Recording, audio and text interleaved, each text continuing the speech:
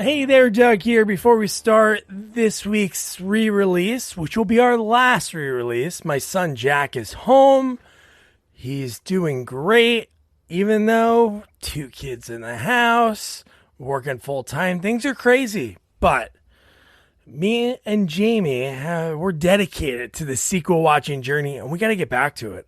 We've tabled so many epic sequels and interviews that people said, yeah, let's do it. And I just haven't had a chance because my son, he was in the NICU for a little while, but he's back and he is home and just amazing. So before I start this week's re-release, our review with Amy was such a great guest reviewer. We have to have her come back. Gonna try to get her for Freddy's Dead, which is one that we have coming up soon. But yeah, so Nightmare on Elm Street Part 4, The Dream Master. Man, fun movie. I remember we recorded this like a few months into the pandemic. We had a blast doing it. So yeah, so I'm going to start that soon. Before that, because it's been so long before all this happened with my son, at the end of the episodes, we tell you the next movie we're going to do. Since this one's like 6 weeks back, maybe you don't remember, but the next one that we're going to be covering is the Purge Anarchy with Frank Grillo and an amazing cast. And for it, I interviewed a guy that is a legendary, really a go-to bad guy. In the last like 20 years, he's been a bad guy in so many different things. Loved him in MacGruber. But before that, way back, before he found being a bad guy was his calling, even though he's the nicest guy ever. He's like Gregory S. Cummings. Super nice guy, but just looks that part of the bad guy. Jasper Cole, this guy was in Jason Takes Manhattan. And if you're a listener of the show, you know that movie is so near and dear to my heart. Maybe, obviously, I love Jason. I'm in New Jersey, close to New York.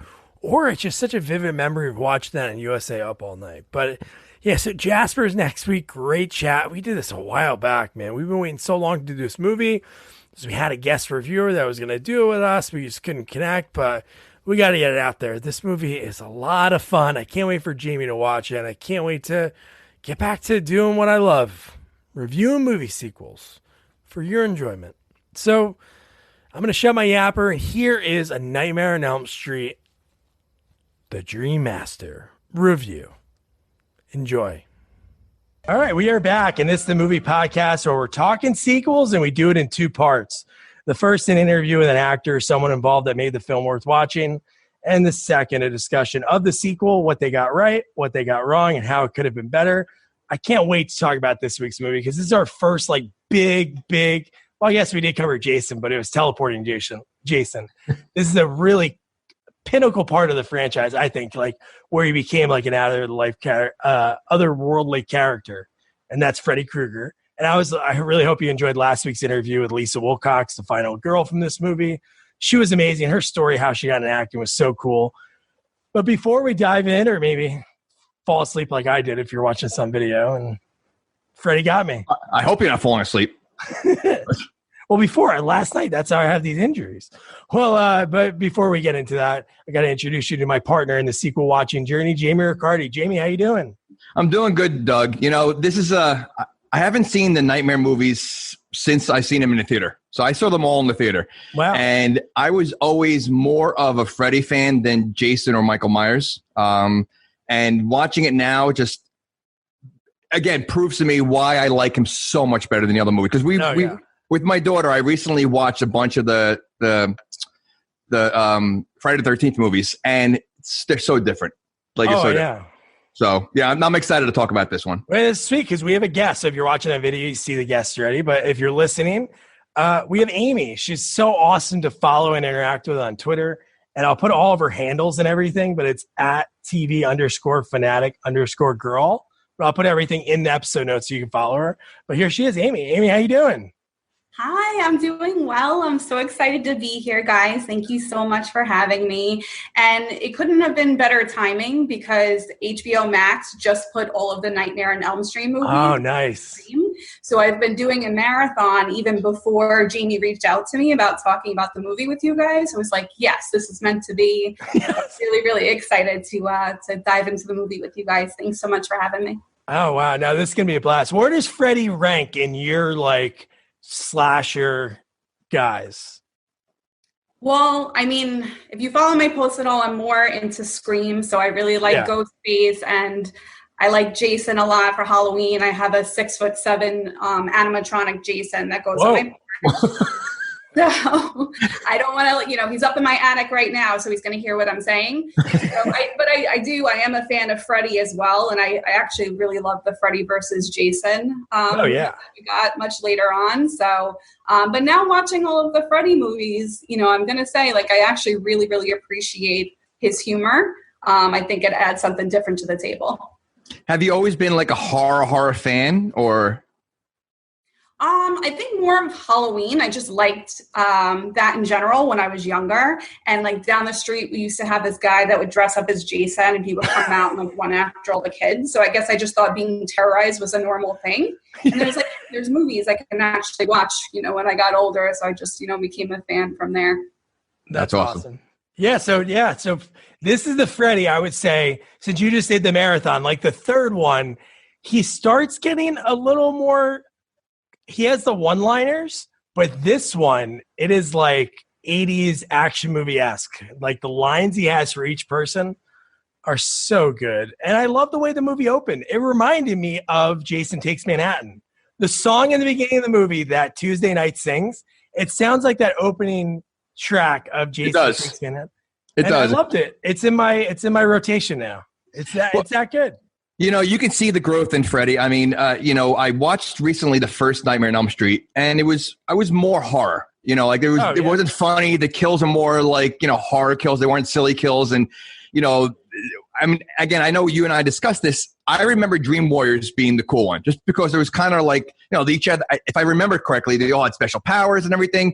But when I watched this one, I totally remember how much better this movie is, just because just the concept alone. I mean, it was pretty cool. And Robert Englund, top billed, which is, of course, because he is the guy. Like when it comes to all the other guys, you don't really even know who plays them. Like at the Comic Cons, you see like them and you're like, oh, that's cool. Like, and they're great. Like Kane Hodder's great at what he does. All the other guys I can't think off the top of my head. They're all great at what they do, but just what he does with this character is so amazing. Like in the second one, they didn't want to pay him enough, and the movies are doing so well. There's like two of the scenes that they show someone else in the Freddy costume that made it in the movie because they didn't have time to reshoot it. And they're like so bad. The way the guy walks is all stiff-legged. There's no character to it. Well, you know what it is? I mean, Jason and Mike Myers, they're very one-dimensional. I mean, they walk and they slash. Like Freddy has personality, his movements, his jumps, his he's a character. He's more of a character. So that's why I think I like him better than the other movies, just because there's so much that he does. Yeah, and just so yeah. Yeah, that's true. He's got all of those like snappy one-liners too. Oh yeah, that are just like perfection. No, they're so good in each and every one. It's like, it reminds me of like Arnold Schwarzenegger. Like he has that line and then he takes care of the guy like right afterwards. But they're so good and they're so imaginative. Another thing I forgot about these movies is that there's so much more less. I think there's like 6 or 7 kills in this movie. Like Jason and Mike Myers, sometimes they just tear through like, tons of people. And you're watching like those kill count videos that are really good on YouTube. And you're like, oh my God, there's like so many less. But the characters in this movie are so cool. Like it's really cool. Like Deb, the actress who plays Deb, she was also on The 10 of Us with Heather Langenkamp. So it was like that connection. Nancy from the first and third films. But the way these movies, the way this one specifically starts is kind of weird, because if you saw him in the movie theaters and you don't know back then, Jamie, like when you saw it in the theaters, like Patricia Arquette not being in this movie. Yeah. It's like kind of, I don't know. I get it happens, but there's so many different stories about why she wasn't in it. Yeah, I know. I just listened to something recently about that, and like if you didn't see the other one, obviously you wouldn't know. But she did a great job in Dream Warriors, Patricia Arquette. But yeah, like it's so funny how they just basically try to find. It's almost like she was like the stunt double. Tuesday night, because she had the short hair that's kind of like a look like, what, she looks close enough. Let's just get her in there. Yeah. I'm also amazed at, these movies came out a long time ago. The special effects are really good. Oh, yeah. For the time when it came out, I mean, they really were pretty good. Do you mean the invisible Freddy fighting scene? Well, I have to say that special effects was awesome. I do like the movie. There are two things I do not like about the movie. Okay. That scene was one of them. And I'm not a fan of the ending, but we'll get there. Okay. You guys didn't like the crazy kung fu montages that we got? That I did like. But look, anytime you have a montage, I'm in. No, you got me. I'm in for the montage. But I feel like it was almost like they ran out of budget for the fight scene between that guy and Freddy because. Oh, that is true. Yeah, no, that's true. When you watch the documentary, the guy gets he does because when they went to go shoot his scene, he didn't mention what it was, but he's like, all these other people have these elaborate. Well, some of them have really elaborate ones, and then his is just. And he was so pissed because he trained doing karate for like a month. They paid for him to go get lessons. And then when they started filming, said, just do some roundhouse punches. Wait, are you saying he's not a real karate master? He is unfortunately not a real karate master. No, but it was crazy that he trained and they're like, all right, do some big roundhouse punches. And he's like, no, that's not karate. They're like, but it looks good for the movie. So he's like, he wasted like 4 weeks of his life. Well, he is wearing Danielson's bandana. The Karate Kid bandana. I mean, that is the same one, isn't it? Like it looks exactly the same thing. So, Amy, were you ever? I don't know. When was the first time you saw these movies? Like when you were younger? I mean, I want to say I was maybe like 10 or 11 when I first originally saw them. So like a lot was lost on me. I just knew, Freddy was the creepy guy that was all burned, and then Jason was the one with the hockey mask. Yeah. But now I've been trying to rewatch like all like the horror movies I watched when I was younger just to get a better appreciation for it. So like I said, I think I've watched the fourth one now like 3 times in the last 3 weeks. Nice. I actually really like it, and I really like the dog in it that pisses me off. We want to talk about the special effects, and I like that the dog was named Jason. Yes. I looked up later on that apparently they did that on purpose because originally they wanted Freddy versus Jason to come out around when that movie did. Oh, that is true. Yeah, that's Jason. This is the same year as Takes Manhattan, I think. Yeah. So Jason versus Freddy was after this movie, like way after. Like 2007. Oh yeah. And I guess that was when they were first like thinking about putting the two of them on screen together, and then all of a sudden the dog is named Jason. I'm like, wait, is his name Jason? That's on purpose. That's awesome. I love how funny like Joey and Kincaid. So the movie opens up with Kristen dreaming. She pulls in Joey and Kincaid. So those are the people that survived the last film. And I love that part when the dog does bite her. And Kincaid's totally cool with it. He's like, I'd bite you too if you thought. Because she thought Freddy was back then, right in the beginning of the movie. Was he as whiny in the third one than he was in this one too? Oh, yeah. I think he was the whole movie, yeah. Yeah, he was whining the whole time. But even, like, she gets, like, Tuesday night when she, like, looks at the bite, she's like, oh, whatever, and just kind of relaxes. I'm like, you're bleeding from your arm. Like, I said the same thing. And I feel like there's a lot of a lack of emotion in this movie because there's a lot of deaths in front of people, and no one seems fazed by it. And the school. There's no... I was going to say, and there's students. Happening. Yeah. Well, I also noticed that the adults in this movie come across like real jerks, like the whole movie. Kristen's mom, huge jerk. Mrs. Johnson? Was that Mrs. Johnson? No, Mrs. Johnson she's dead. We never really meet her. We only see a photo of her. No, there is a Mrs. Johnson. Oh, no, Mr. Johnson. Mr. Johnson's the alcoholic. He's creepy. He's creepy as anything. I think I like the line that said popping aspirin like popcorn. And actually even Rick even says something about like today is avoid all contact day, and he's like climbing out the window, which I thought was interesting, with what's going on. I was like, I guess Rick had it right. He's got the kung fu moves. He knows what's going on in the world. But yeah, Mr. Johnson was a jerk. Yeah, he's a real jerk. The teacher, I mean, even the teachers are boring. I mean, you have 2 separate classes where kids are falling asleep in class. Yeah. I just the teachers are really just in general, the adults were just annoying. Yeah. So one thing that was pretty cool when we first meet Lisa, and I know we just mentioned the brother jumping out of the window, was they were talking about like they were referencing the show Dynasty, And just hearing the VCR, it just is so nostalgic hearing that, because that's like growing up. You think of like watching the old horror movies like on VHS. It's good times, man. Just like I miss like that whole thing going to the video store. I talk about that with so many people I interview. It's just like so nostalgic, that whole like, now it's just like flipping through and you're like, oh, I'll watch this. And then you can turn it right off. Dude, a Friday night going to Blockbuster was like the best thing in the world. The best.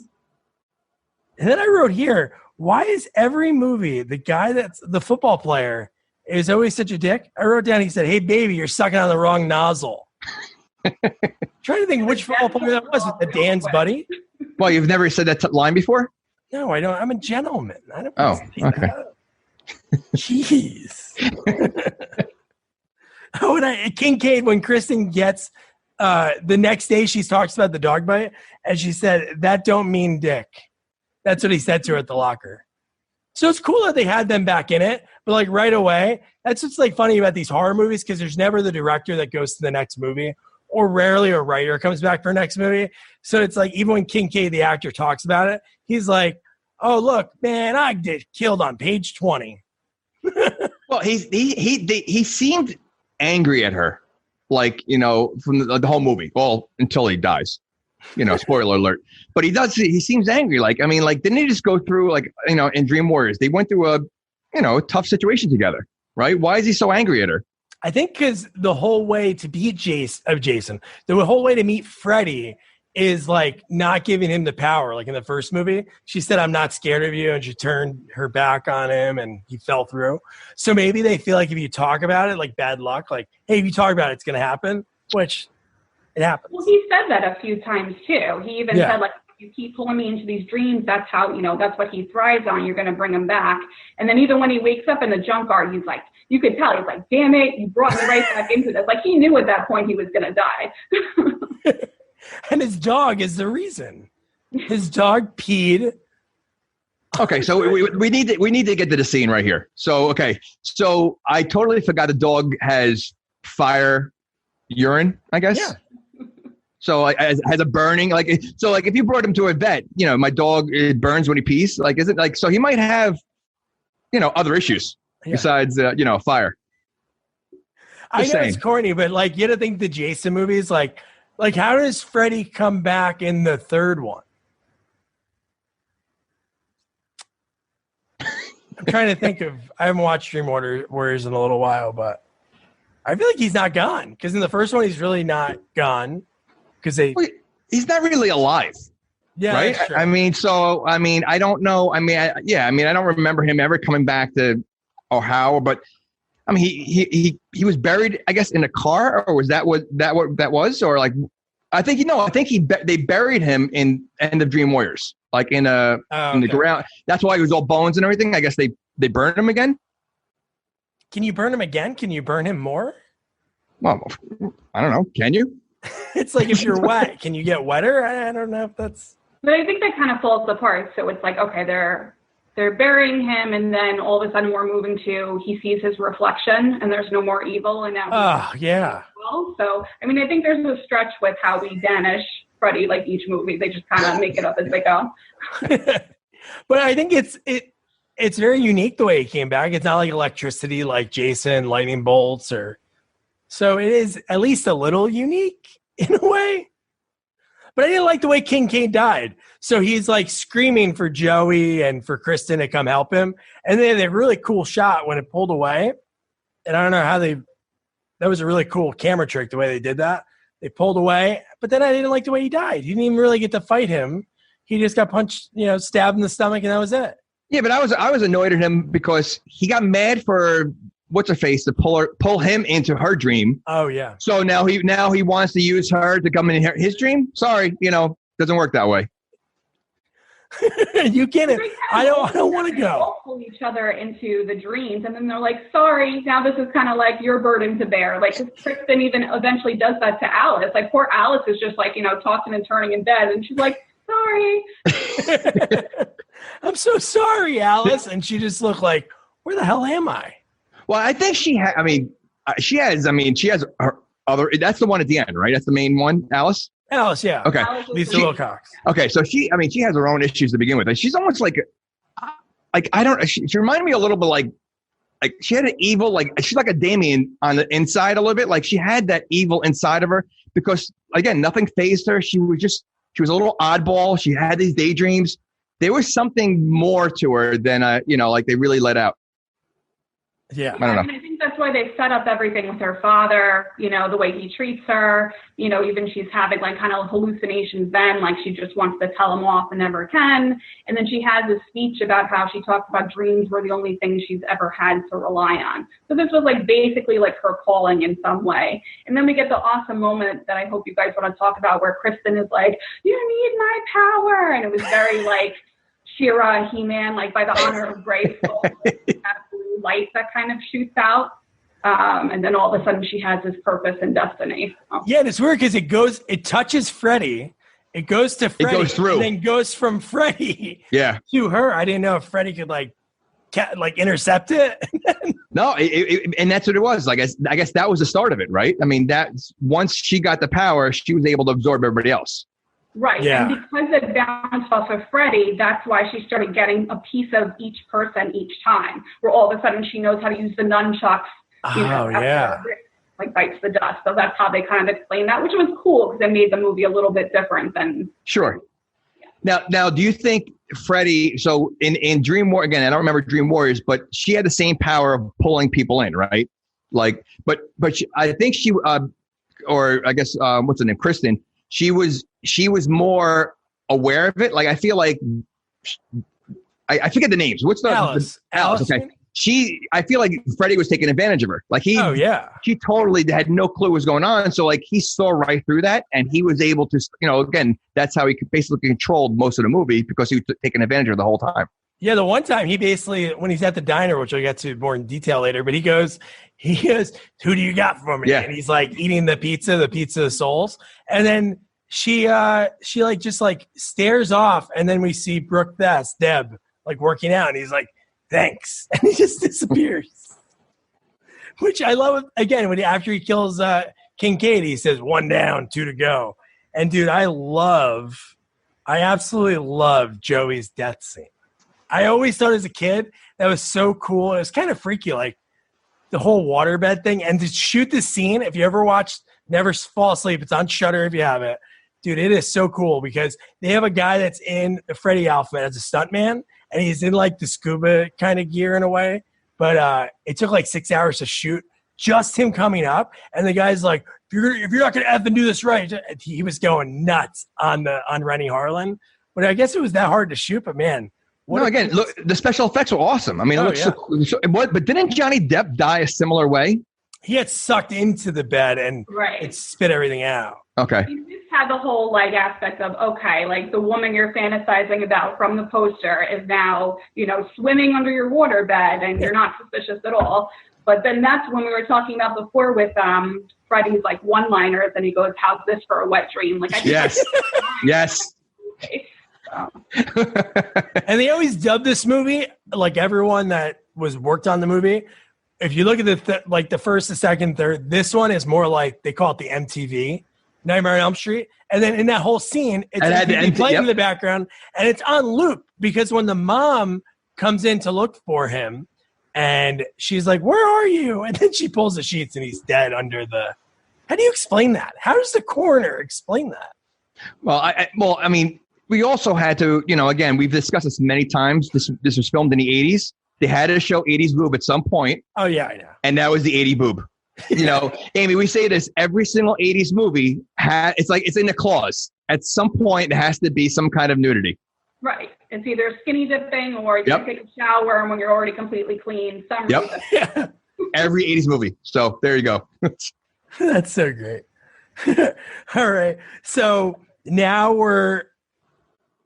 Oh, yeah, that was, you were talking about this before, Amy. So it's kind of weird, like the exposition that they like throw in when Kristen looks like, dude, she looks like she's going crazy because nobody believes her. Obviously, Kincaid and Joey were the only like 2 people that understood what she was going through, and they're dead. They weren't in class when she got there. And she's like chain smoking cigarettes like crazy. And then Alice tells her about, my mother used to tell me about the Dream Master, and like, kind of like giving us the whole, like what she's going to be able to what she hopes to do throughout the movie, but obviously when she finally gets pulled in by Kristen, like Amy was talking about, which is a really cool scene, man. Because that's the first thing I think. Is that the first time Freddy says, oh, no, I guess he says, welcome to primetime, bitch, in the third one. But when he says, I think he says, like, come here, bitch. Or he says fresh meat. I think that's what it is. Yeah. Fresh meat when Alice finally comes down. But that whole scene is, like, so cool, like the transferring of the powers. Well, I think all of Freddy's entrances are just so awesome. Just the way he, and we forgot one other line he said to Kincaid. He goes, Kincaid says to him, I'll see you in hell. And Freddy goes, tell him Freddy sent you. That's awesome. How about when Kristen gets, when she passes out in class, when Rick's like trying to help her, he's like, it's okay. And she like slams her head against the wall and passes out. How about Robert Englund in drag? How creepy was that? I mean, he's... He pulled it off like really well, to the point where I first said, is that him? And I'm like, yep, that's definitely him. Absolutely. You had to do a second look for a second because you were like, what is it? Is this a really ugly woman? But then you look again, it's Robert. Yeah. Hey, you want to draw some blood? He has all the vials on his fingers, which is so cool. And then she was saved by the smelling salts. And so the next thing we see is her mom, who, it's crazy. I don't know if you guys ever knew this, but I watched on the documentary, her and her daughter had a really bad relationship, kind of like she does in Kristen in the movies. And her daughter was in Friday the 13th, part 5. She was like the punky goth girl in the 5th in New Beginning. So when she talked about it, I'm like, wow, that's so weird. And then in this movie, dude, she drugs her own daughter. Oh, again, creepy adult. Sad. And well, how about the way that she was honking the horn, making the kids leave the house, right? Like, so, I mean, the adults were jerks. Yeah, that was rough, man. Just for the mom to do that. And she was responsible for the killing of Freddy. So she knows that this is real. And how bad is that? The daughter says, you just murdered me. Or what'd she say? You just killed me or you just murdered me? Yeah. Stumbling up the stairs. So I wrote down, she was stumbling up the stairs. Why was she trying to grab a coat? She tried to put a coat on from her closet, and then she just collapsed, and then... Well, that's true, because then she also picked up the phone, and I'm like, there's no way she's hitting any number right now. So wait, so she grabbed the jacket to make a phone call. She was that loopy. So we talked about the whole transfer to Alice, but before that, so when they were at the house, I forgot about this. It was so weird. So when they were like talking about Freddy and like everything about the house, why did they show like a POV coming from inside the house? That could have been Freddy because he's only in the dreams. That was weird. They showed like a peering from one of the windows, like somebody peeping, but Freddy couldn't be peeping. It was probably Mr. Johnson. Yeah, what a nut job that guy is. Unbelievable. So where are we at now? So Alice, oh, dude. And then Freddy says, hey, Alice, come to daddy. And then when he tosses Kristen in the fire, which is pretty cool. So her face is like super burnt. And then when she goes back into present time, they show like her mirror where she had all the photos of all of her friends in the movie, which is really cool. And she takes them off every time and she kind of changes a little bit. But how about the postcard that said greetings from hell? And he's choking Kristen, which is such a cool thing. Like I said, that's and like the scene right before at the beach where she goes and you have Freddy putting the sunglasses on. Oh yeah. Then, oh yeah. Yeah. How'd you skip that whole part? That's like the best part of the whole, like one of the best parts of the movie. You kidding me? Is, yeah. The Jaws. I don't know how I skipped over that. Yeah, the Jaws, shark fin. And how about like somehow that sandcastle at the girls' building explodes and then Freddy comes out and oh dude, when he puts the shades on and then stomps her head into the sand and she just slips away, that is so cool. Just that entrance alone, just when he comes out, and that was so awesome. Yeah. Well, I thought it was going to go a different way, though. I thought like seeing that, I thought she was going to die on the sand right there with the claw coming through the sand. Oh yeah, that would have been pretty cool. So Alice is like super different now. She starts smoking in the bathroom. She's like, I don't even smoke. Where'd she get the cigarette from? Oh, yeah. You know, I mean, she said, I don't smoke. You know, like, where'd she get it from? Maybe she was wearing Kristen's coat. When they went to the house, she grabbed it. Which, what does Kristen's mom do for a living? That house was huge. It was massive. And they knew that there was a fire before the mom did, because they were like in that room first.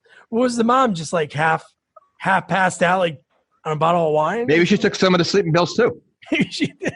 I mean, she did have, obviously she had a lot of them. So, you know, in her purse. In her purse, yeah. So one thing, Amy, we always notice in these movies is when the extra actors that they find, sometimes they're like so bad. And the teacher, when they're getting ready to take the test, the teacher says the line. It was probably just like one take, and they were just like, I don't care, do it again. She's like, you got 40 minutes, so good luck, and go for it. I would love to have that, bro. I would love to have one line like that in one of these movies, just to go back. It'd be so rad. So where are we at? Oh, this is it. This is one of the best scenes, and I have the poster.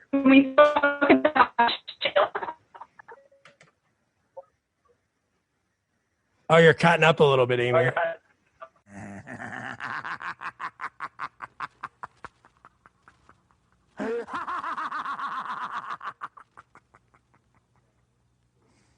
Want to shop Walmart Black Friday deals first? Walmart Plus members get early access to our hottest deals. Join now and get 50% off a 1-year annual membership. Shop Black Friday deals first with Walmart Plus. See terms at walmartplus.com.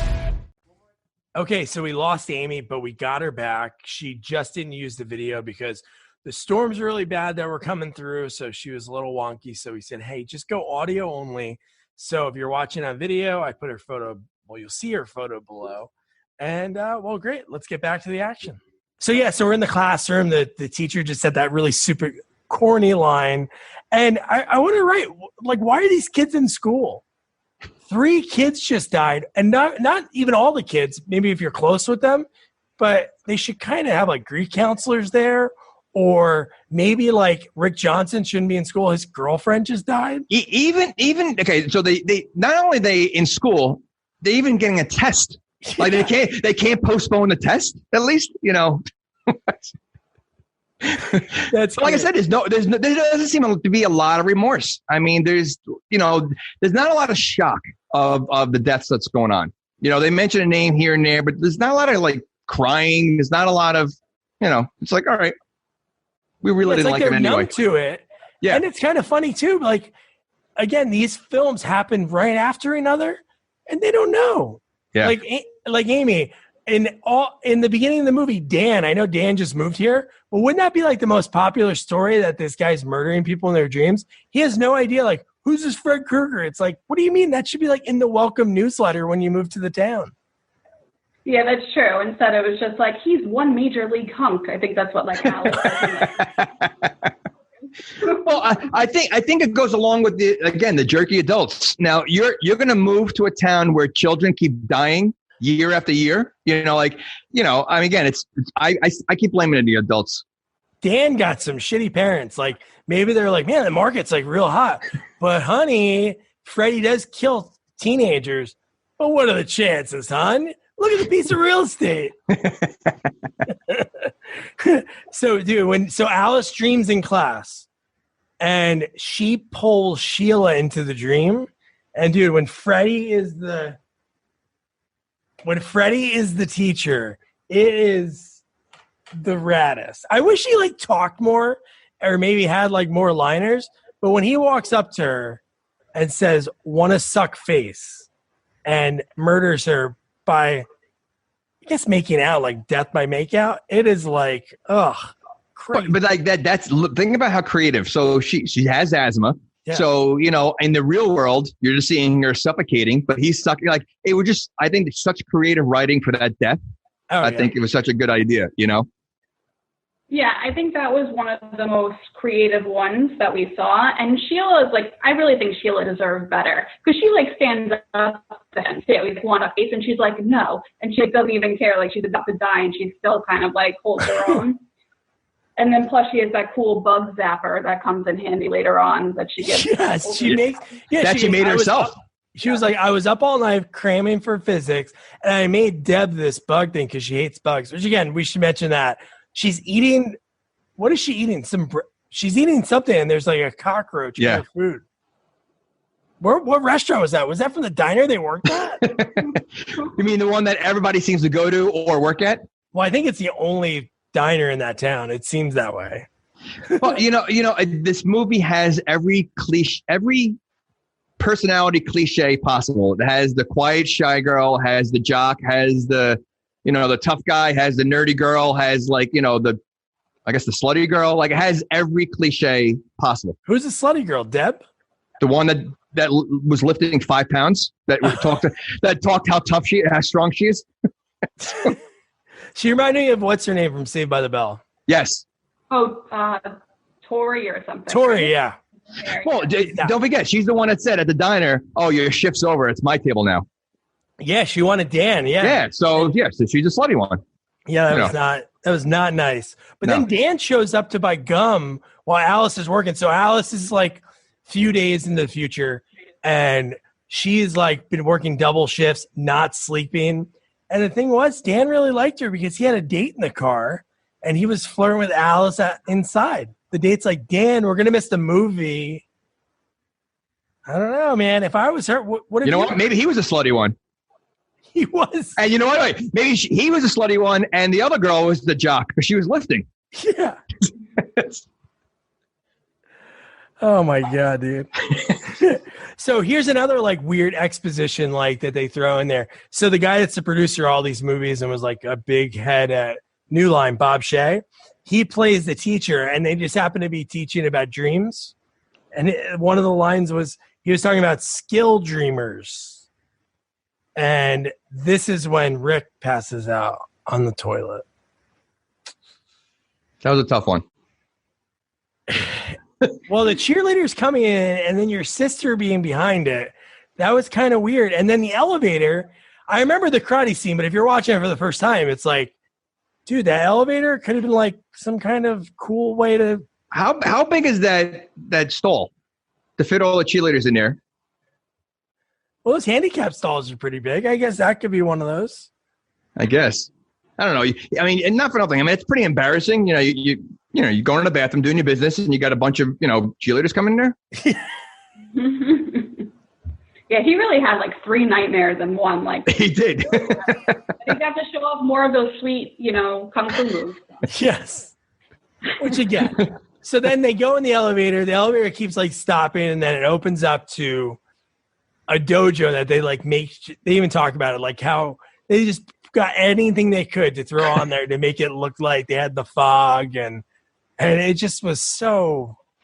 It could have been so much, even if it was Freddy in a karate gi, like in like Super Freddy, or even if he just ripped Karate Kid and he was in like a black, like with the colors, the red and green, like Freddy Kai. They could have done something like that. That would have been awesome. I was thinking Jason Takes Manhattan with that guy that was a boxer.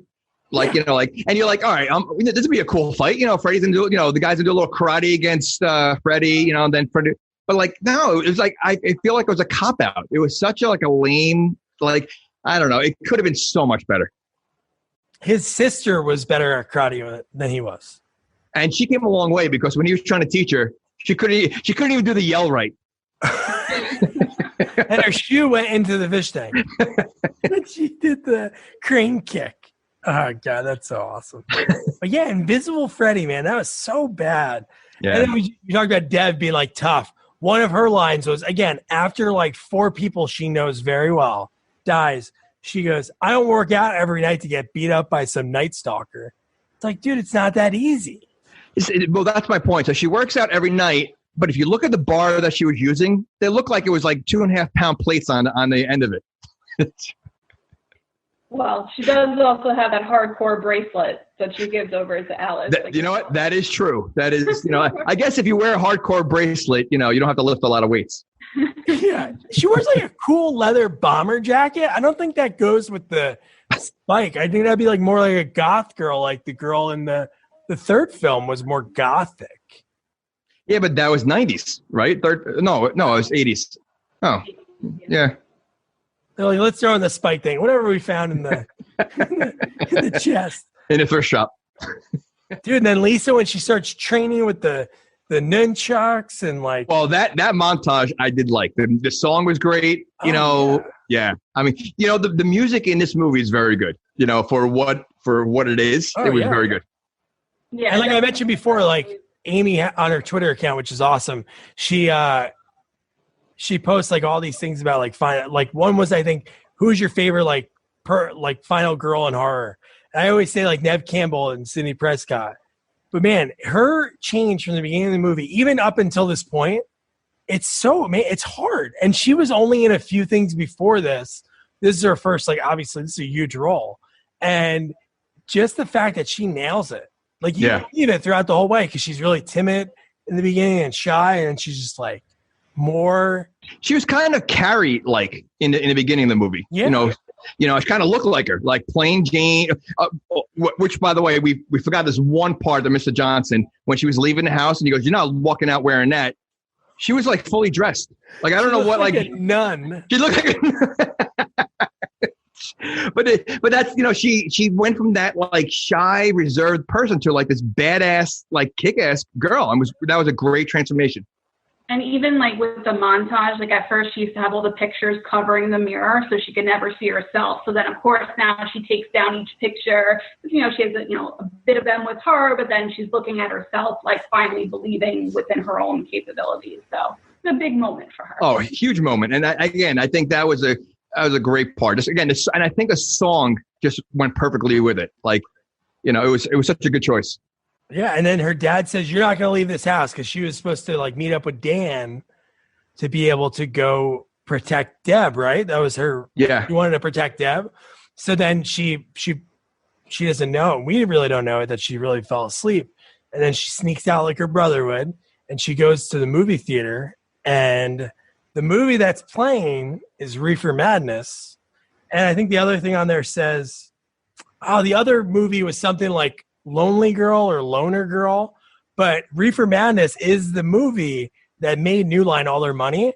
The copyright or the contract on it like lapsed, and Bob Shea bought it, and that's how he started the company. He bought all the rights to these old movies and we're showing them, and that's how he started New Line. So that's why the kid had to fight an invisible Freddy, because they spent all the money on the movies, the movie rights. No, that was before this. That's what like started New Line, but. No, I wonder what spent more money than the budget to take out his scene.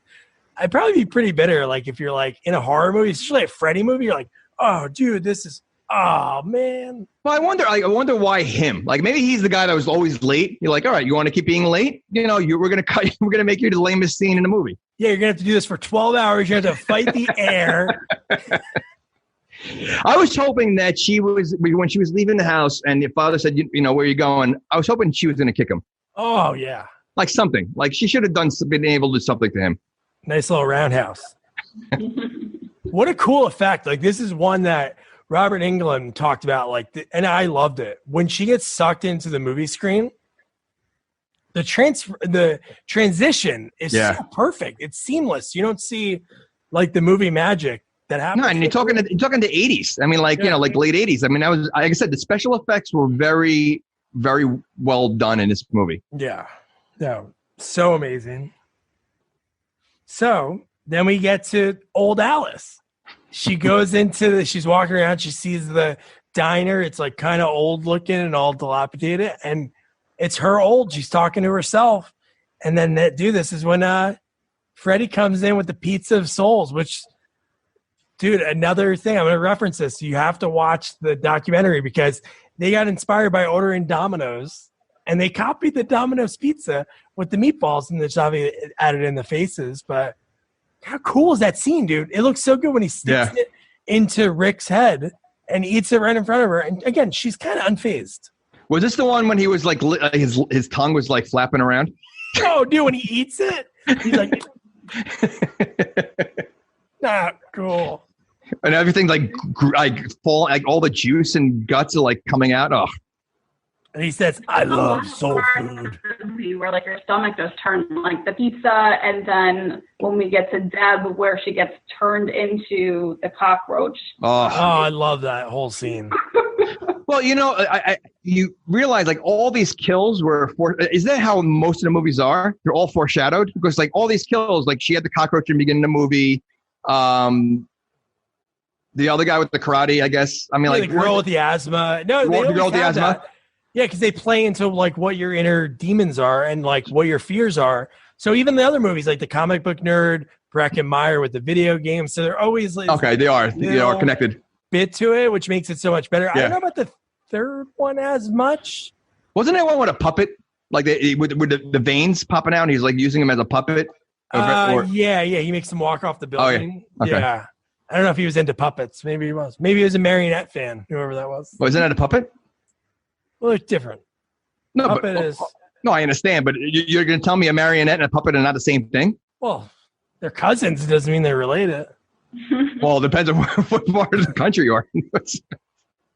They're like third cousins. Wait. You just said they're cousins. Doesn't mean they're related? But they're not like brother and sister. Cousins can be like, yeah, it's my cousin. I don't stand next to him. I don't want to talk to him. All right, whatever. I keep my distance. After marionettes and puppets, they don't get along too well. If you called a marionette a puppet, you know what would happen? So you're saying Pinocchio is not a puppet? It's a marionette. And he's a real boy. Oh, man. So the whole Deb scene, like that's where they probably spent all the money. If you think about the effects, that whole scene probably cost so much money, took so much time. Dude, when her arms snap and you see Freddy in the bar, that's really cool. When you see it in the weight, the reflection of his face. Yeah. And just the arm snapping. And Amy, I don't know about you. I got these movies still like kind of like get my stomach turning, but when you see it start to come out, that's grossed me out. Yeah, that whole scene, I think, from start to finish is gross. Because even that enough, if she died that way, would have made my skin crawl. But then when she starts morphing into the bug, I just lost it. And then, of course, you can check into the Roach Motel, but you can't. That was awesome. That's an awesome line. Yeah, and then so she breaks her arms. She morphs into a roach. She gets stuck in glue. Her face, and her face is like falling off. Look like turning into the roach, and then she gets squished to death. Oh, it's like the roach. When the roach leaves her body, and it's just I'm like, oh. But she had the worst death at anyone in the movie. Yeah, it was like a torture death. And you didn't know she was in a room. All you saw was the room. Yeah, so you just thought like, oh, maybe she got really small. Yeah, that was very cool. That was very cool. That's probably one of the best lines. Yeah, that's probably one of the best lines in the franchise. That's so good, the way smashing that. And then, meanwhile, this whole time, Dan and Alice are in a loop, which is a really cool scene when they keep like driving in the car going, I'll drive. It's the same thing. Dan's like repeating, like saying her line. Yeah. Like, oh my God, we're sleeping. But here's what I have to say. So they're sleeping, right? That was established. We're sleeping. We're going in a loop. So how do they get into a car accident? And how do they really go to the hospital? Because when you dream, where you die in your dream is where they find your body. Like Kincaid got stabbed in the stomach in the middle of a junkyard. Well, they didn't find him in a junkyard, though. They didn't. That's what I mean. Oh. So that kind of broke this kind of broke the rules of the movie. There's rules in the movie? Well, there's kind of rules to all horror movies. And the rules in this movie is you die in your sleep, you die in real life, but you die where you are. You don't like dream. Like when I fell asleep and I had this accident happen to me and Freddy got me, my wife found me in the bed. She didn't find me in, Acapulco where my dream was. But it's just true. Crazy. She fell asleep in the movie theater. So she should have woken up there, not in the car with him where they're bringing him to the hospital. So yeah, you're right. That didn't really make sense with the rest of them. See? Maybe were they visiting someone in the hospital and they fell asleep at the hospital? And then I don't know. Listen, you got to find the loophole somewhere. Well, there is movies can have plot holes, not as many as Weekend at Bernie's 2, which I think had like 7. This is the only one, but it's just crazy. Yeah. And then she goes to the hospital with him, and you don't know if it's still a dream. But again, they're still sort of dreaming because I know he gets put out again, but she says, don't let them, don't let them put you to sleep. But it's like, even the ambulance guy, how much of a dick was he? She's like, he can't go to sleep. And he's like, okay, lady. And he's like, you just had to say that. He's allergic. Oh, she says he's allergic. And he's like, okay, all you had to do was say that. What? Allergic to what? And he's like, oh, okay. Really? Yeah. But you know what? I did think that scene was cool, though, where he was fighting not to go to sleep. They put him to sleep. And then when you obviously see him when he gets up, I thought he was dying. Like, I didn't realize he was coming back. I know. Because he did kind of like Back to the Future disappearing act. Yep. You know, fading away. Yeah, very. So I thought Freddy got him. And then the fact that he woke up, I thought it was pretty cool. Freddy in the emergency room was pretty cool, too, because you only saw his eyes. Like, as the nurse, we saw his whole face, but it was like just that, and you know his eyes. Like, well, he's been a trickster this whole movie. I mean, you know, he's a nurse, he's a teacher, he's a doctor. I mean, you know. And she's getting ready. Now Alice is getting ready. Dan's in surgery. He's in good hands, she thinks. Oh, because she says, when are you going to do the surgery? 15 minutes. So she tries to like look at her watch. She goes and she grabs all the things. Awesome music's playing. And then she says, fucking A. That was so cool because that was not her character. She was a shy, timid girl, alcoholic dad. Her brother was the character, the outgoing one. She was the introvert. And look, she's saying fucking A before. Full circle. Yeah. So cool. Yeah. So this is where I have a little problem. We're getting to the point. So what's your problem? I don't like the way Freddy died. What did you like about? It was lame. He looked in the mirror and he dies. Yeah, I understand that, but come on. I think the budget was a little thin at this point again. And, you know, like there's maybe was one of the last scenes filmed. And like, all right, you know, we really don't have many options. Just let him look at himself and he'll just die. I don't know. It was a lame ending for Freddy, I thought. Amy, what do you think about the final scene? Yeah, I mean, there were parts I liked. So I love when she jumps through everything, ends up at the church, and he says, "Welcome to Wonderland, Alice." Oh, yeah. Huge Welcome to Wonderland fan, so I thought that was really unique. I liked everything where she tries to actually use the zapper gadget thing and channels it with electricity. And then she hears the Dream Master chant and all of it comes full circle. And she says, you know, evil will see itself and it shall die. But I kind of agree with Jamie a little bit. It is a little cheesy and then you just show him the reflection. That's it. I mean, if it were that easy, like Nancy wouldn't have had, you know, the coffee machines under her bed for so long as she did. I mean, it just seemed like a really easy solution to get rid of Freddy. So yeah, I love Freddy. The parts that I do love is after the bug zapper and he has like the hole in him and then it cinches up, which is a cool scene too because you see through his body to Alice, so that's a cool effect. But when he goes, "I am eternal," I'm like, wow. And I don't like the way it ended, but the ending, if they could have got there a different way, not with the reflection. But dude, that friggin' scene with the arms of the souls coming out and grabbing on and like, dude, that was pretty cool looking. To get to there, it was like a little like clunky, I guess. Well, I wonder if corny, but I mean, I wonder if they were using Alice in Wonderland because Alice, I think the original title was Alice Through the Looking Glass. Yeah. Through a mirror. Her name is Alice. She's the mirror. Like, I don't know if... movie? Huh? Did you write this? I did write this. 12-year-old Jamie writing. See? I don't know. I mean, again, I think it's just like some of the other scenes. Like, there was so much potential and there were so many cool parts to the end. I just think Freddy deserved better. You know, very kind of you. I mean, he had so many cool kills for everybody else. Why couldn't he get one? No, I know. Yeah. No, he should have had something. I don't know. Does he really have any cool ones in any of them? Well, he gets burned alive. I guess they're always so hard. Even Friday the 13th, is there really an ending to, I guess, chapter 4, the final chapter has a cool ending, but all the other ones are always like, throw this thing around, put him in the bottom of the lake, and then... I don't know. It's just so hard, I guess, to kill these guys because it's like Scream, which Amy loves. Like, I love those movies too. Like, they're mortal people. They're normal, like you or I, and they're easy to kill. It's normal. So, like in these movies, these are like kind of like just like these. Well, you have to start getting creative of how do we kill them. I mean, but not for nothing, none of them work. So, I mean, every time they try to kill them, they keep coming back. So, whatever they're doing wrong. But I love the ending. I do love the fact that, not that how they got to the ending, but I love Alice kicking Freddy's glove to show like he's done. And dude, I love that they always did this, even in the first one that Wes Craven didn't want to do. He's like, this isn't a franchise. I don't need to see that ending scene with the Freddy convertible and the green and red top. But in this one, we saw his reflection in the fountain for a second. Pretty awesome. That was pretty awesome. I thought something else was going to happen, but because they've done it in all the other movies. Yeah. But So we had Alice and Dan were the survivors of this film. So we'll ask our guests first. So Amy, what did you think of Nightmare on Elm Street Part 4? I really like this one. I mean, if I rank all of them, I love the first one the most, followed by Dream Warriors, the third one. And then I actually really like Wes Craven's New Nightmare later on. Oh, yeah. But then I would rank this one almost like right up on par with that. This one's, because it's kind of the same thing. We know what to expect from Freddy.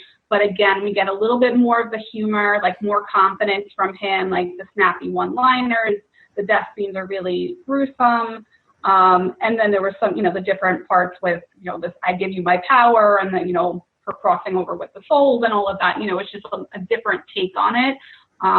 So I actually really enjoy this one. As anything's better than the second one. So.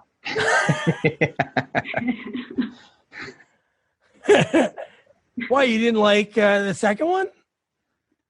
I mean, it might be one of the worst movies I've ever seen. The second one, I don't know, whoever the actor is that played the main guy, screaming like a woman the whole time. It just threw me off. There's a good documentary that just came out about that because he's the first male scream queen, and there was a lot of crazy things because he was in the closet at the time and he didn't know what the undertones of that movie were, even when they shot it, and then afterwards. The documentary is all about the second movie. And there's so many lines in that movie the other actors during didn't, but reflecting, 35 years later, oh my God, dude, I can't believe that they said this line. But yeah, no, so that's great. So Jamie, what was this for you? Were you happy that we finally did one of these? Yeah, like I said, I never really watched all of the Halloweens. I never really got into Halloween. Friday the 13th, I saw all of them. I saw all of Nightmare on Elm Street, and I've always liked Nightmare better, just because, there's no rules when it comes to Freddy. And you were talking about rules before. Every death is different, and every single movie is always different deaths. And the special effects where it's it's not just a murdering rampage. It's a different take, and I think it's way more creative writing in the Nightmare movies than there is with any of the Friday the 13th or Halloween.